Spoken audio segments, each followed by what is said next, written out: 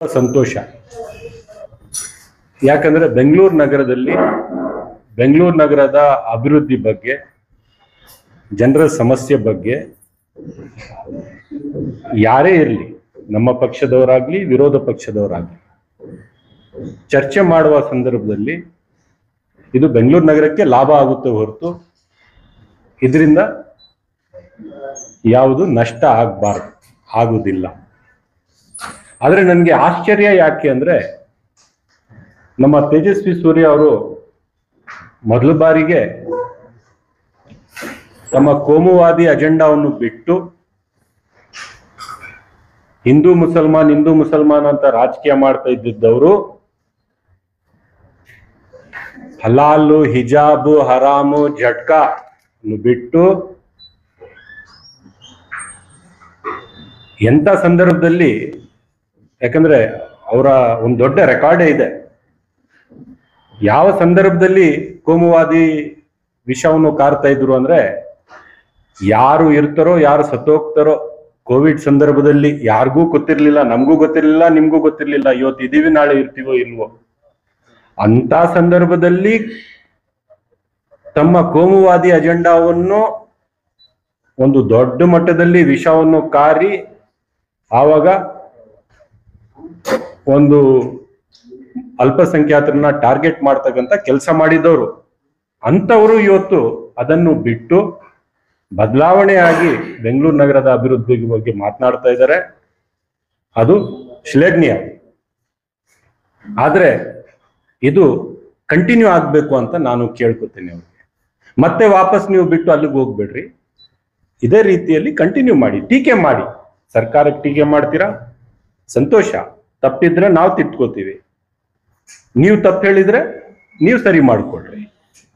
ಆದ್ರೆ ಇದೇ ಟ್ರ್ಯಾಕ್ ಅಲ್ಲಿ ಹೋಗಿ ಅಂತ ನಾನು ಹೇಳ್ತಾ, ಅವರು ನಮ್ಮ ಸರ್ಕಾರದ ಮೇಲೆ ಏನು ಆಪಾದನೆ ಮಾಡಿದ್ದಾರೆ ಅಂದ್ರೆ, ಬೆಂಗಳೂರು ಪಬ್ಲಿಕ್ ಟ್ರಾನ್ಸ್ಪೋರ್ಟ್ ಬಗ್ಗೆ ನಮ್ಮ ಸರ್ಕಾರ ಯಾವುದೇ ಕಾಳಜಿಯನ್ನು ವಹಿಸ್ತಾ ಇಲ್ಲ, ಯಾವುದೇ ಕಾರ್ಯಕ್ರಮಗಳನ್ನು ಹಾಕಿಲ್ಲ, ಯಾವುದೇ ಪ್ರಗತಿ ಪಬ್ಲಿಕ್ ಟ್ರಾನ್ಸ್ಪೋರ್ಟ್ಗೆ ನಮ್ಮ ಸರ್ಕಾರದಿಂದ ಆಗ್ತಾ ಇಲ್ಲ ಅಂತ ಅವ್ರು ಹೇಳ್ತಾರೆ.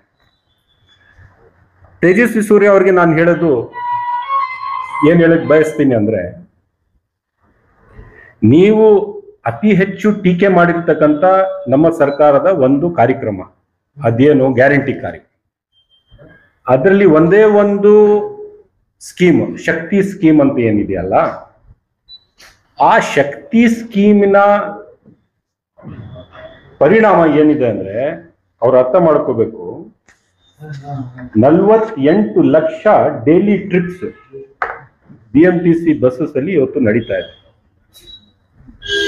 ಅವರ ಸರ್ಕಾರದ ಅವಧಿಯಲ್ಲಿ 33 ಲಕ್ಷ ಡೈಲಿ ಟ್ರಿಪ್ಸ್ ಇತ್ತು BMTC, ಇವತ್ತು 48 ಲಕ್ಷ ಆಗಿದೆ. ಅಂದ್ರೆ 15 ಲಕ್ಷ ಡೈಲಿ ಟ್ರಿಪ್ಸ್ BMTC ಯಲ್ಲಿ ಹೆಚ್ಚಾಗಿರೋದು ಯಾವ ಸರ್ಕಾರದಿಂದ, ಯಾವ ಸರ್ಕಾರದ ಕಾರ್ಯಕ್ರಮದಿಂದ? ಕಾಂಗ್ರೆಸ್ ಪಕ್ಷದ ಸರ್ಕಾರದ ಕಾರ್ಯಕ್ರಮದಿಂದ ಆಯ್ತು. ಮೆಟ್ರೋ ಬಗ್ಗೆ ಬಹಳ ಕಾಳಜಿ ವಹಿಸಿಕೊಂಡು ತೇಜಸ್ವಿ ಸೂರ್ಯ ಅವರು ಮಾತನಾಡ್ತಾ ಇದ್ದಾರೆ, ಸಂತೋಷ. ಆದ್ರೆ ನಾನು ಅವ್ರಿಗೆ ಹೇಳಕ್ ಬಯಸ್ತೇನೆ, ಅವರ ಕಾಲದಲ್ಲಿ ಮೆಟ್ರೋವಿನ ರೈಡರ್ಶಿಪ್ ಆಗಿದ್ದು 6 ಲಕ್ಷ, ಇವತ್ತು ನಮ್ಮ ಕಾಲದಲ್ಲಿ 10 ಲಕ್ಷ ಜನ ಮೆಟ್ರೋ ರೈಡರ್ಶಿಪ್ ಮಾಡ್ತಾ ಇದ್ದಾರೆ. ಒಂದು ಬೆಂಗಳೂರು ನಗರದ ನಮ್ಮಲ್ಲಿ ಏನ್ ಪ್ರಮಾಣ ಇದೆ, ಇಷ್ಟು ದೊಡ್ಡ ನಗರಕ್ಕೆ ನಮ್ಮಲ್ಲಿ ಇರ್ತಕ್ಕಂಥ ಜನಸಂಖ್ಯೆಗೆ ಸುಮಾರು 15,000 ಪಬ್ಲಿಕ್ ಟ್ರಾನ್ಸ್ಪೋರ್ಟ್ ಬಸ್ಸಸ್ ಇರಬೇಕಾಗುತ್ತೆ. ಅಂದ್ರೆ ಎಫೆಕ್ಟಿವ್ ಪಬ್ಲಿಕ್ ಟ್ರಾನ್ಸ್ಪೋರ್ಟೇಷನ್ಗೆ ಆ ಕಡೆ ನಾವು ಮೂವ್ ಆಗಬೇಕು ಅಂತ. ವರ್ಲ್ಡಿನ ಸ್ಟ್ಯಾಟಿಸ್ಟಿಕ್ಸ್ ಪ್ರಕಾರ ಎನಿ ಸಿಟಿ ಪಬ್ಲಿಕ್ ಟ್ರಾನ್ಸ್ಪೋರ್ಟ್ಗೆ ಒತ್ತು ಕೊಡ್ತಾ ಇರ್ತಕ್ಕಂಥ ಸಿಟಿ ಅಂದ್ರೆ 70% ಜನ ಪಬ್ಲಿಕ್ ಟ್ರಾನ್ಸ್ಪೋರ್ಟ್ ಅನ್ನು ಬಳಕೆ ಮಾಡ್ಕೋಬೇಕು, 30% ಜನ ತಮ್ಮ ಪ್ರೈವೇಟ್ ವೆಹಿಕಲ್ ಹೋದ್ರೆ ಇದು ಬ್ಯಾಲೆನ್ಸ್ ಆಗುತ್ತೆ.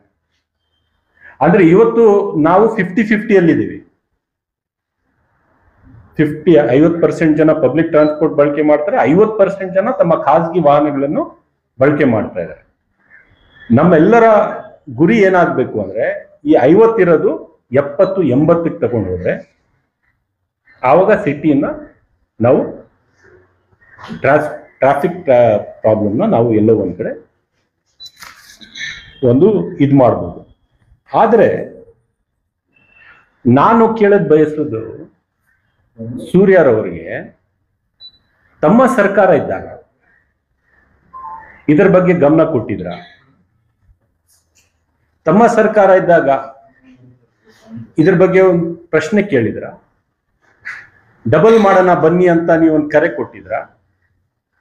7,000 ಇರೋದು ಬಸ್ಸಸ್ನ 6,000 ಇದ್ದಿದ್ದು ಔಟ್ ಟೈಮಲ್ಲಿ 15,000 ಮಾಡೋಣ ಅಂತ ಏನಾದ್ರು ಒತ್ತಡ ಹಾಕಿದ್ರ? ನಿಮ್ಮ ಸರ್ಕಾರಕ್ಕೆ ಬಿಜೆಪಿ ಸರ್ಕಾರ ಇತ್ತು, ನೀವೇ ಸಂಸದರಾಗಿದ್ರಿ, ನಿಮ್ದೇ ಕೇಂದ್ರ ಸರ್ಕಾರ ಇತ್ತು, ನೀವು ಮಾಡಿಲ್ಲ. ಇವತ್ತು ನಾವು ಈಗಾಗಲೇ ನಾವು ಬಂದ ನಂತರ 4,500 ಬಸ್ಸಸ್ಸಿನ ಪ್ರೊಕ್ಯೂರ್ಮೆಂಟ್ ಶುರು ಮಾಡಿದ್ದೇವೆ. ಆಡ್ ಮಾಡ್ತಿದೆ 4,500 ಬಸ್ಸಸ್ ಆಡ್ ಮಾಡ್ತೀವಿ. ಇದರಲ್ಲಿ 7,000 ಇರೋದು ಫ್ಲೀಟ್ಗೆ 4,500 ಬಸ್ಸಸ್ ಪ್ರಾಸೆಸ್ ಸ್ಟಾರ್ಟ್ ಆಗಿದೆ. ಇವಿ ಬಸ್ಸಸ್ಸು ಇದೆ. 2,000 ಕಂಡಕ್ಟರ್ಸ್ ಅನ್ನು ನಾವು ರೆಕ್ರೂಟ್ ಮಾಡಿದ್ವಿ ನಮ್ಮ ಸರ್ಕಾರ ಬಂದ ನಂತರ. ನಿಮ್ಗೆ ಮಾಡಕ್ ಬರ್ತಾ ಇರ್ಲಿಲ್ವೇ? ರಿಸರ್ವೇಶನ್ ಬಗ್ಗೆ ಅಷ್ಟು ಗಲಾಟೆ ಮಾಡಿ ಏನೇನೋ ಮಾಡಿದ್ರಿ ಅವಾಗ, ಮೀಸಲಾತಿ ಬಗ್ಗೆ. ಇದು ನಿಮ್ಮ ಗಮನಕ್ಕೆ ಬಂದಿಲ್ವಾ? ಕಂಡಕ್ಟರ್ಸ್ ಬೇಕಾಗಿದೆ, BMTCಗೆ ರೆಕ್ರೂಟ್ ಮಾಡಬೇಕು ಅಂತ. ನಿಮ್ಮ ಸರ್ಕಾರ ಇದ್ದಾಗ ಏನ್ ಮಾಡ್ತಾ ಇದ್ರಿ ನೀವು? ಮತ್ತೆ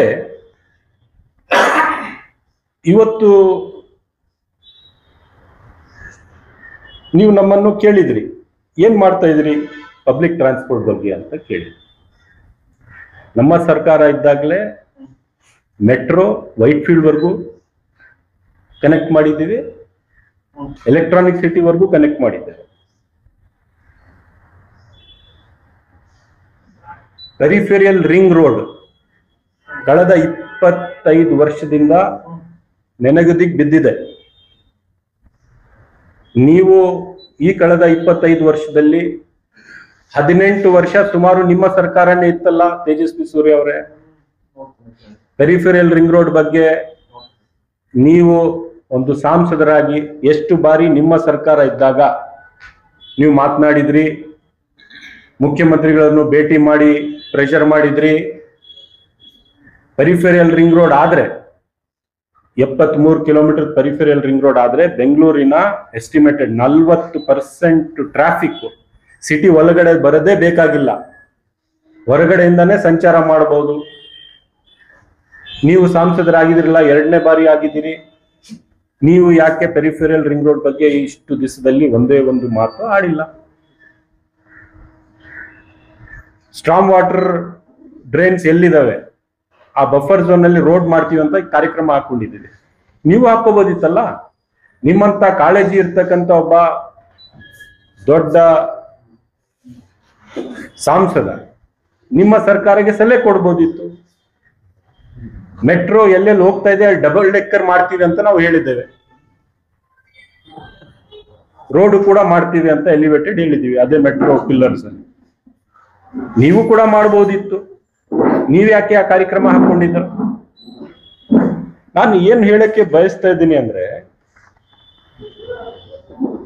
ನೀವು ಇವತ್ತು ಏನೋ ಕಾಳಜಿಯನ್ನು ತೋರಿಸ್ತಾ ಇದ್ದೀರಿ, ಅವತ್ತೇ ತೋರಿಸಿ. ನಿಮ್ಮ ಕೈಯಲ್ಲಿ ಇರ್ತಕ್ಕಂಥ ಅಧಿಕಾರದಲ್ಲಿ ಅದನ್ನು ಮಾಡ್ಬಿಟ್ಟಿದ್ರೆ ಬಹುಶಃ ಬೆಂಗಳೂರು ನಗರ ಈ ಮಟ್ಟಕ್ಕೆ ಇವತ್ತು ಸಂಚಾರದ ದೃಷ್ಟಿಯಲ್ಲಿ ಸಫರ್ ಆಗ್ಬೇಕಂತ ಅಗತ್ಯ ಇರಲಿಲ್ಲ. ನಾನು ತೇಜಸ್ವಿ ಸೂರ್ಯ ಅವರಿಗೆ ಒಂದು ಮಾತು ಕೇಳಕ್ ಬಯಸ್ತಾ ಇದ್ದೇನೆ. ಪ್ರಧಾನ ಮಂತ್ರಿಯವರು ಬೆಂಗಳೂರಿಗೆ ಬಂದು ಭಾಷಣ ಮಾಡಿ 40 ತಿಂಗಳಲ್ಲಿ ಸಬರ್ಬನ್ ಟ್ರೈನ್ ಚಾಲನೆ ಕೊಡ್ತೀವಿ ಅಂತ ಘೋಷಣೆ ಮಾಡಿದ್ರು. 40 ತಿಂಗಳ ಒಳಗಡೆ ಸಬರ್ಬನ್ ಟ್ರೈನ್ ಪೂರ್ಣಗೊಳಿಸಿ ಚಾಲನೆ ಕೊಡ್ತೀವಿ ಅಂತ ಹೇಳಿದ್ರು. ಏನಾಯ್ತು ಆ ಘೋಷಣೆ? ಘೋಷಣೆ ಆಗಿ ಉಳ್ಕೊಂತು. ನೀವು ಮಾತನಾಡಕ್ ರೆಡಿ ಇಲ್ಲ. ಸಬರ್ಬನ್ ಟ್ರೈನ್ ಬಹಳ ಇಂಪಾರ್ಟೆಂಟ್ ಅಲ್ವಾ? ಮಾತನಾಡಕ್ ರೆಡಿ ಇಲ್ಲ. ಹೇಳಿದೆ ಒಂದು 3 ವರ್ಷದಿಂದ ಬಜೆಟ್ ಬುಕ್ ಅಲ್ಲಿ ತೋರಿಸಿದೆ 1 ಕೋಟಿ ಸೆಂಟ್ರಲ್ ಗವರ್ಮೆಂಟ್ ಇಂದ ಸಬರ್ಬನ್ ಟ್ರೈನ್ಗೆ. ಸೊ ಏನಾಗಿದೆ ಅಂದ್ರೆ ಅವರು ಬಹಳ ದೊಡ್ಡದಾಗಿ ಮಾತಾಡಿದರೆ ಬಹಳ ಸಂತೋಷ.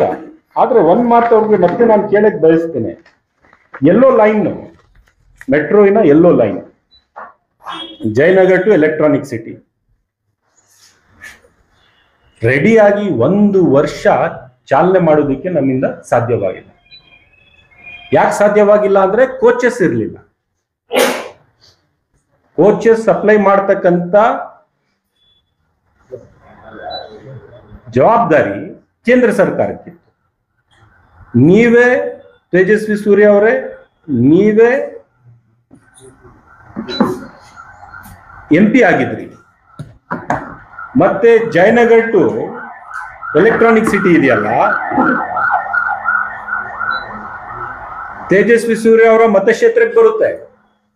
1 ವರ್ಷ ಮೆಟ್ರೋ ಲೈನ್ ಇನ್ಫ್ರಾಸ್ಟ್ರಕ್ಚರ್ ಎಲ್ಲ ತಯಾರಾಗಿ 1 ವರ್ಷ ಚಾಲನೆ ಯಾಕಾಗಿಲ್ಲ ಅಂದ್ರೆ ನಿಮ್ಮ ಕೇಂದ್ರ ಸರ್ಕಾರ ಅಲ್ಲಿಗೆ ಕೋಚ್ ಕಳಿಸೋದಕ್ಕೆ 1 ವರ್ಷ ಡಿಲೇ ಮಾಡಿದ್ದು.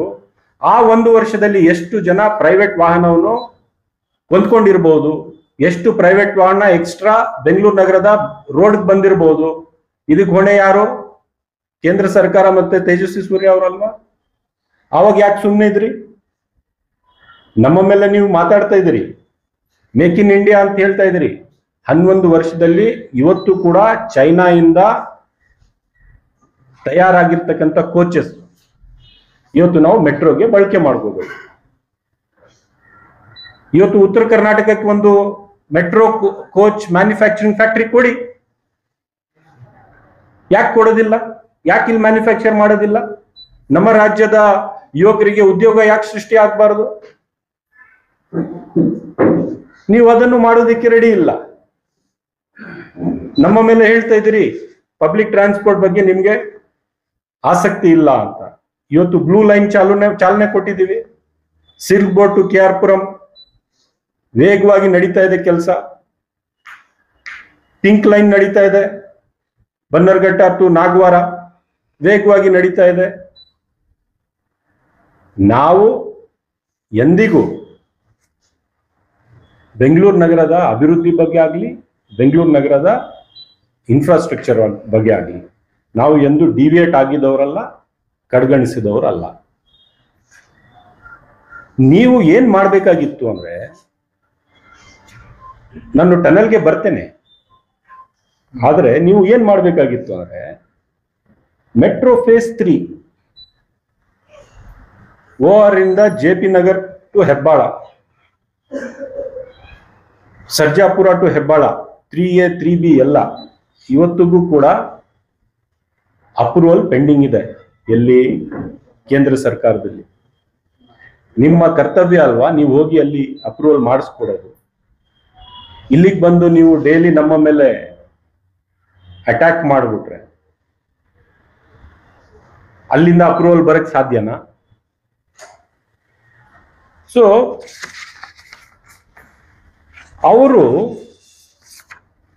ಅವರ ಸರ್ಕಾರ ಇದ್ದಾಗ ಅವ್ರು ಮಾಡಿದ ಕೆಲಸ ಏನು? 5 ವರ್ಷ ಅವರ ಸರ್ಕಾರ ರಾಜ್ಯದಲ್ಲಿ, ಕೇಂದ್ರದಲ್ಲಿ ಅವರ ಸರ್ಕಾರ, ಅವರೇ ಸಂಸದರು. ಇದೆಲ್ಲ ಎಂದಿಗೂ ಅವ್ರಿಗೆ ಜ್ಞಾಪಕ ಬಂದಿಲ್ಲ. ಅವಾಗ ಜ್ಞಾಪಕ ಬಂದಿದ್ದೇನು ಗೊತ್ತಾ? ಅವರ ಸರ್ಕಾರ ಇದ್ದಾಗ ಮುಸಲ್ಮಾನರು ಸರಿ ಇದ್ದಾರೋ, ಪಂಚರ್ ಆಗ್ತಾ ಇದ್ದಾರೋ, ಏನ್ ಮಾಡ್ತಾ ಇದಾರೆ? ಯಾರು ಪಂಚರ್ವಲ್ಲ, ಯಾರು ಹಲಾಲು, ಯಾರು ಹರಾಮು, ಯಾರು ಜಟ್ಕ, ಯಾವ ಮಾಂಸ ಯಾರು ತಿನ್ಬೇಕು, ಯಾವ ಬಟ್ಟೆ ಯಾರು ಧಾರಿಸ್ಬೇಕು, ಯಾರ ಜೊತೆಗೆ ಯಾರು ಮದ್ವೆ ಮಾಡ್ಕೋಬೇಕು, ಇದನ್ನೇ ಅವ್ರು ಮಾಡಿದ್ದು. ಯಾಕೆ ಮಾಡಿದ್ರಿ ನೀವು ಆ 5 ವರ್ಷದಲ್ಲಿ?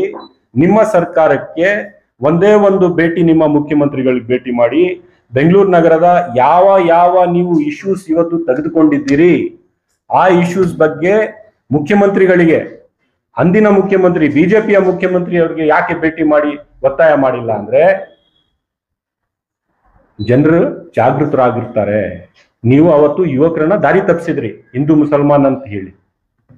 ಆವಾಗ ನಿಮ್ಗೆ ಇದೆಲ್ಲ ಜ್ಞಾಪಕ ಬಂದಿಲ್ಲ.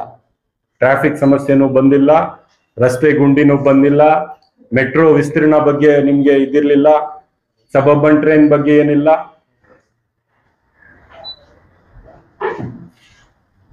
ಟನಲ್ ರೋಡ್ ಬಗ್ಗೆ ಹೇಳಿದ್ದಾರೆ. ನಾನು ಅವ್ರಿಗೆ ಹೇಳೋದು ಇಷ್ಟೇ, ಯಾವುದೇ ದೊಡ್ಡ ಸಿಟಿ ಒಂದೇ ಒಂದು ಮೋಡ್ ಆಫ್ ಟ್ರಾನ್ಸ್ಪೋರ್ಟ್ ಮೇಲೆ ಇದು ಡಿಪೆಂಡ್ ಆಗಿದೆಯಾ? ನಾವು 1.5 ಕೋಟಿ ಜನಸಂಖ್ಯೆ ಇರ್ತಕ್ಕಂಥ ಸಿಟಿ ಇವತ್ತು ನಮ್ಮ ಪಾಪ್ಯುಲೇಷನ್ ಮತ್ತೆ ನಮ್ಮ ಜಾಬ್ ಕ್ರಿಯೇಷನ್ ಏನಿದೆಯಲ್ಲ, ಕಾಶ್ಮೀರಿಂದ ಕನ್ಯಾಕುಮಾರಿಯವರ ಅಲ್ಲಿ ಇರ್ತಕ್ಕಂಥ ಯುವಕರಿಗೆ ನಾವು ಇವತ್ತು ಉದ್ಯೋಗವನ್ನು ಸೃಷ್ಟಿ ಮಾಡಿದ್ದೇವೆ. ಗುಜರಾತ್ ಇಂದ ಆಸಾಂವರೆಗೂ ನಾವು ಉದ್ಯೋಗ ಸೃಷ್ಟಿ ಮಾಡ್ತೇವೆ. ಬೆಂಗಳೂರು ನಗರದಲ್ಲಿ ಅಲ್ಲಿಂದ ಇಡೀ ದೇಶದ ಯುವಕರಿಗೆ ನಾವು ಉದ್ಯೋಗ ಸೃಷ್ಟಿ ಮಾಡ್ತಾ ಇದ್ದೇವೆ. 1.5 ಕೋಟಿ ಜನಸಂಖ್ಯೆ ಈಗಲೇ ಇದೆ, 2 ಕೋಟಿನೂ ಆಗ್ಬೋದು ಮುಂದಿನ ದಿನಗಳಲ್ಲಿ. ಇಂಥ ಸಿಟಿ ಬರೀ ಮೆಟ್ರೋ ಅಥವಾ ಬರೀ ಸಬರ್ಬನ್ ಟ್ರಾವೆಲ್ ಅಥವಾ ಬರೀ ಬಸ್ ಇದ್ರೆ ಸಾಕು ಅಂತ ಹೇಳಿದ್ರೆ ಸಾಲದು. ನಾವು ಪ್ರತಿ ಒಂದು ಆಸ್ಪೆಕ್ಟ್ನು ಕೂಡ ಎಕ್ಸ್ಪ್ಲಾಯ್ಟ್ ಮಾಡಬೇಕು. ಭೂಮಿ ಮೇಲೆ ಜಾಗ ಇಲ್ಲದೆ ಇದ್ರೆ ಭೂಮಿ ಕೆಳಗಡೆನೆ ಹೋಗ್ಬೇಕು, ಇಲ್ಲದೆ ಇದ್ರೆ ಮೇಲೆ ಹೋಗ್ಬೇಕು. ಮೆಟ್ರೋನು ವಿಸ್ತೀರ್ಣ ಮಾಡಬೇಕು, ಬಸ್ ಫ್ಲೀಟ್ ಡಬಲ್ ಮಾಡಬೇಕು, ಸಬರ್ಬನ್ ಟ್ರೈನ್ ಕೂಡ ರೆಡಿ ಮಾಡಬೇಕು. ಮೆಟ್ರೋ ಬರೀ ಕಾರ್ಗೋಸ್ಕರ ಅಂತ ನೀವು ಹೇಳಿದ್ರಿ, ಟನಲ್ ಬರೀ ಕಾರ್ಗೋಸ್ಕರ ಅಂತ ಹೇಳಿದ್ರಿ. ಅದು ಏನೇನೋ ಹೇಳಿದ್ರಿ, ಮದ್ವೆ ಆದ್ರೆ ಅಂತವ್ರಿಗೆ ಅಂತ ಎಲ್ಲ. ಅವ್ರು ಬರೀ ಮೆಟ್ರೋ ಅಲ್ಲೇ ಓಡಾಡ್ತಾರೆ, ನನ್ಗೆ ಗೊತ್ತು. ಪಾಪ ಕಾರ್ ಯೂಸೇ ಮಾಡಲ್ಲ ತೇಜಸ್ವಿ ಸೂರ್ಯ, ಕಾರ್ ಎಲ್ಲಿ ಯೂಸ್ ಮಾಡ್ತಾರೆ? ಮೆಟ್ರೋ BMTC ಬಸ್ ಅಲ್ಲೇ ಓಡಾಡ್ತಾರೆ. ಕಾರೆಲ್ಲ ತೇಜಸ್ವಿ ಸೂರ್ಯ ಅವರು ಯೂಸ್ ಮಾಡೋದಿಲ್ಲ. ಆ ಮೆಟ್ರೋ ಇದು ಆ ಟನಲ್ ಒಂದು ವೇಳೆ ಬೆಂಗಳೂರು ಸಿಟಿಗೆ ಬಂದ್ರೆ ಬಹಳಷ್ಟು ಹೌದು ಖಾಸಗಿ ಕಾರ್ ಉಪಯೋಗಿಸೋರು ಮೆಟ್ರೋ ಇದು ಟನಲ್ ಮುಖಾಂತರ ಹೋದ್ರೆ ಬೆಂಗಳೂರಿನ ರೋಡ್ ಫ್ರೀಯಾಗಿ ಆಗೋದಿಲ್ವಾ? ನೀವು ಬಸ್ ಡಬಲ್ ಮಾಡಿ 15,000 ಬಸ್ಸಸ್ ನೀವು ಸೃಷ್ಟಿ ಮಾಡಿ, ಆವಾಗ ಬಸ್ ಫ್ರೀ ಆಗಿ ಓಡಾಡೋದಿಲ್ವಾ? ನೀವು ಆರ್ಗ್ಯೂ ಮಾಡ್ಬೇಕಾದ್ರೆ ಹೇಗ್ ಬೇಕಾದ್ರೂ ಆರ್ಗ್ಯೂ ಮಾಡ್ಬೋದು.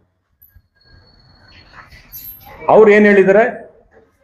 Tunnel is a waste project ಅಂತ ಹೇಳಿದ್ದಾರೆ. ದುಡ್ಡು ಹೊಡೆಯೋದಿಕ್ಕೆ ಒಂದು ಪ್ರಾಜೆಕ್ಟ್ ಇದು ಅಂತ ಹೇಳಿದ್ದಾರೆ. ಅವರದೇ ಸರ್ಕಾರ ಬಾಂಬೆಯಲ್ಲಿ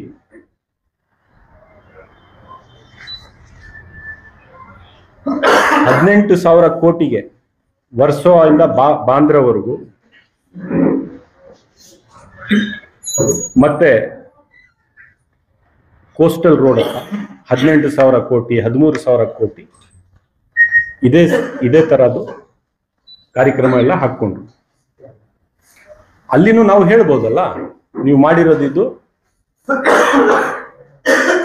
ಇದಕ್ಕೋಸ್ಕರ ಅಂತ, ಭ್ರಷ್ಟಾಚಾರಕ್ಕೋಸ್ಕರ ಅಂತ.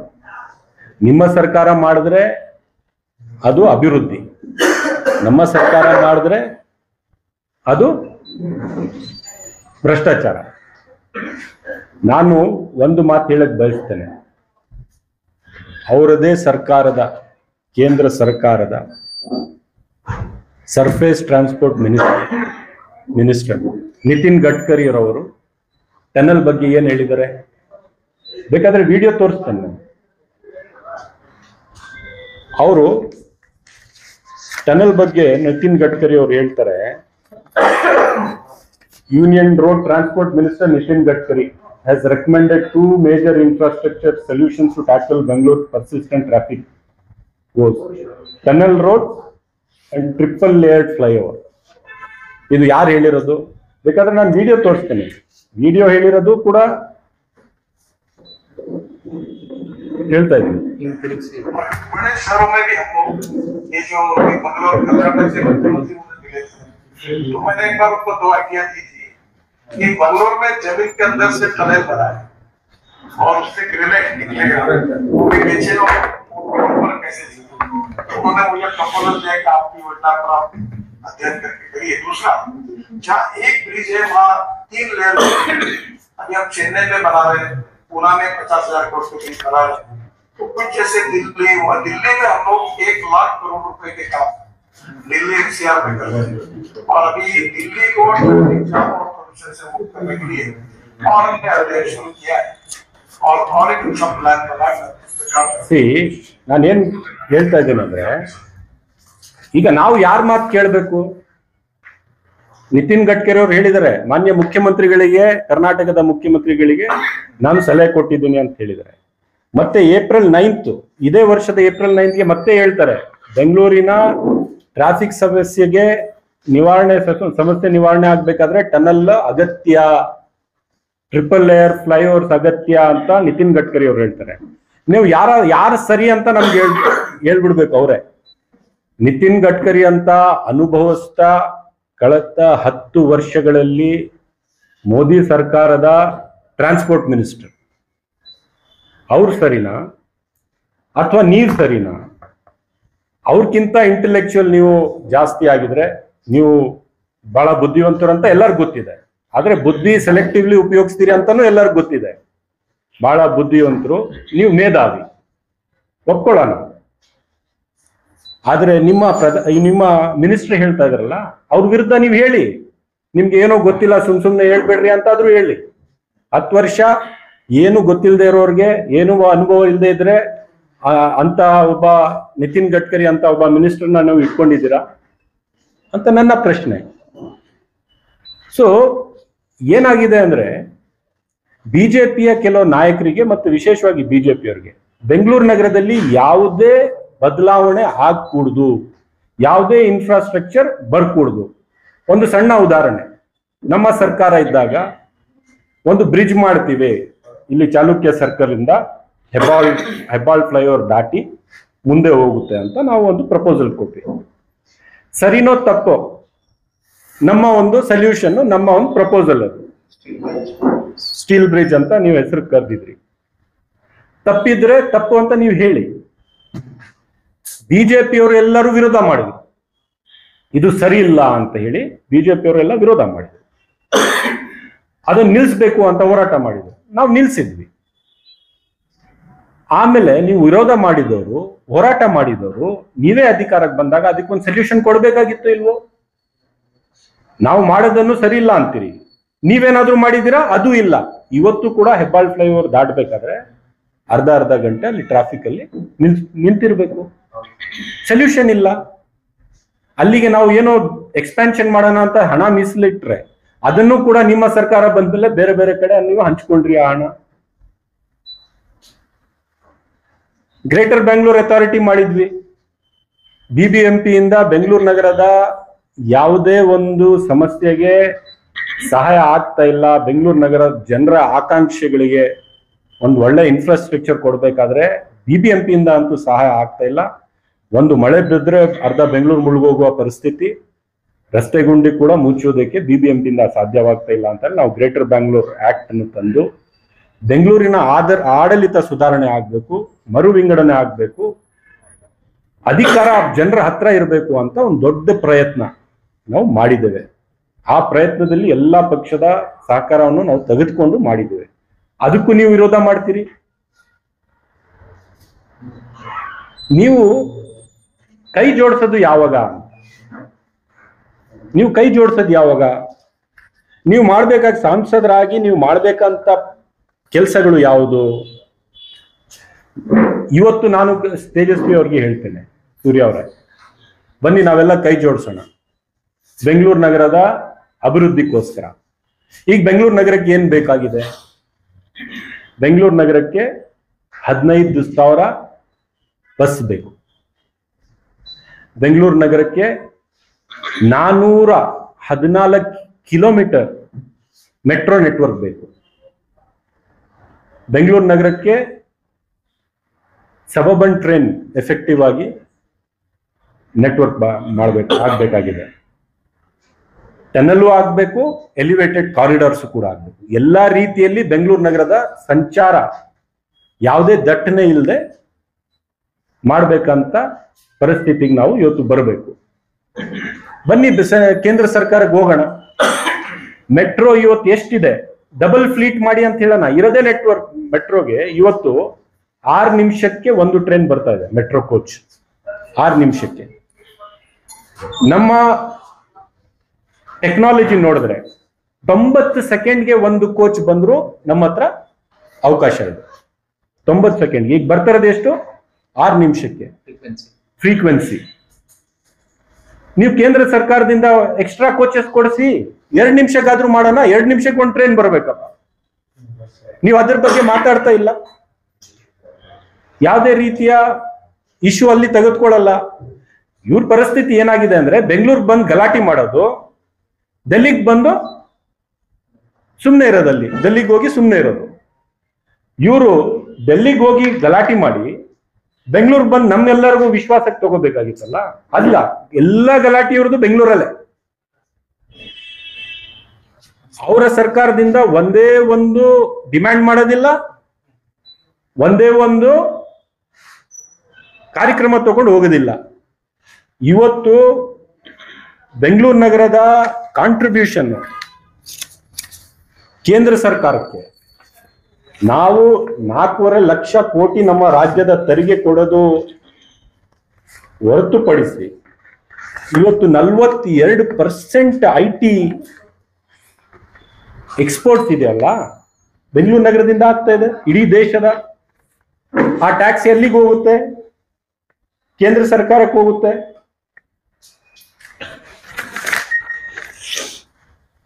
ಆ ಟ್ಯಾಕ್ಸ್ ಇವತ್ತು ಇಡೀ ಇಂಡಿಯಾದಲ್ಲಿ ಹೈಯೆಸ್ಟ್ ನಂಬರ್ ಆಫ್ ಸ್ಟಾರ್ಟ್ಅಪ್ಸ್ ಎಲ್ಲಿದ್ದಾವೆ? ಬೆಂಗಳೂರು ನಗರದಲ್ಲಿ ಇದಾವೆ. ಹೈಯೆಸ್ಟ್ ನಂಬರ್ ಆಫ್ ಯೂನಿಕಾರ್ನ್ಸ್ ಎಲ್ಲಿದ್ದಾವೆ? ಬೆಂಗಳೂರು ನಗರದಲ್ಲಿ ಇದಾವೆ. Highest number of Fortune 500 companies ಎಲ್ಲಿದ್ದಾವೆ? ಬೆಂಗಳೂರು ನಗರದಲ್ಲಿ ಇದಾವೆ. ಇವತ್ತು ಇನ್ನೋವೇಷನ್ AI ಎಲ್ಲ ಆಗ್ತಾ ಇದ್ರು ಕೂಡ ಬೆಂಗಳೂರು ನಗರದಲ್ಲೇ ಆಗ್ತಾ ಇರ್ತಕ್ಕಂಥದ್ದು. ಅಂದ್ರೆ we are the growth engine for the country. Modi ಸರ್ಕಾರ ಏನ್ ನಡೀತಾ ಇದೆಯಲ್ಲ, ಆ ಸರ್ಕಾರದ ಇಂಜಿನ್ಗೆ ಫ್ಯೂಲ್ ಹಾಕದವರು ಬೆಂಗಳೂರು ನಗರದವರು. ಇವತ್ತು ಇಷ್ಟೆಲ್ಲ ಕೊಡುಗೆ, ಇಷ್ಟೆಲ್ಲ ಕಾಂಟ್ರಿಬ್ಯೂಷನ್ ಬೆಂಗಳೂರು ನಗರದ ಜನ ಕೇಂದ್ರ ಸರ್ಕಾರಕ್ಕೂ ಮಾಡ್ತಾ ಇದಾರಲ್ಲ, ನೀವು ವಾಪಸ್ ಏನ್ ಕೊಡ್ತಾ ಇದ್ದೀರಿ? ಅದ್ರ ಬಗ್ಗೆ ಯಾಕೆ ಮಾತಾಡುವುದಿಲ್ಲ? ಒಂದು ಕೋಚ್ ಇನಾಗ್ರೇಷನ್ ಮಾಡ್ಬೇಕಾದ್ರೆ ಮಾನನೀಯ ಪ್ರಧಾನ ಮಂತ್ರಿಗಳು ಬೆಂಗಳೂರು ಬರ್ತಾರಲ್ಲ, ಕೇಂದ್ರ ಸರ್ಕಾರದ ಕಾಂಟ್ರಿಬ್ಯೂಷನ್ ಎಷ್ಟು? ಕೆಲವು ಸೆಕ್ಟರ್ಸ್ ಅಲ್ಲಿ ಮೆಟ್ರೋಲ್ಲೇ ಹೇಳ್ತಾ ಇದ್ದೀನಿ ನಾನು, 12.5% ಇದೆ, ಮ್ಯಾಕ್ಸಿಮಮ್ 20% ಮಾಡ್ತಾರೆ ಕೇಂದ್ರ ಸರ್ಕಾರ. ಮಿಕ್ಕಿದೆಲ್ಲ ಇವತ್ತು ತೇಜಸ್ವಿ ಸೂರ್ಯ ಕೇಂದ್ರ ಸರ್ಕಾರಕ್ಕೆ ನಾವು ಕೂಡ ಕೈ ಜೋಡಿಸ್ತೀವಿ. ಇವರು ಹೆದರ್ಕೊಳ್ಳೋದೇನ್ ಬೇಕಾಗಿಲ್ಲ, ಅವರ ಸರ್ಕಾರದಿಂದ ಹೆದರ್ಕೊಳ್ಳೋದೇನ್ ಬೇಕಾಗಿಲ್ಲ. ಅವರು ಕೇಳ್ಕೋಬೇಕು 50% ಕಾಂಟ್ರಿಬ್ಯೂಷನ್ ಮೆಟ್ರೋಗೆ ಮಾಡೋಣ.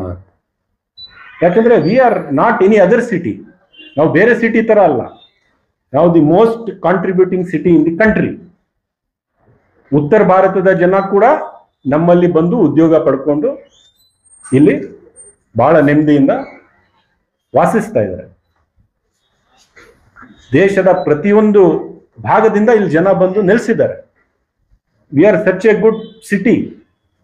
ಸೊ ನಾನು ಹೇಳಕ್ ಬಯಸ್ತಾ ಇದ್ದೇನೆ, 1 ಲಕ್ಷ ಕೋಟಿ ಕೇಂದ್ರ ಸರ್ಕಾರ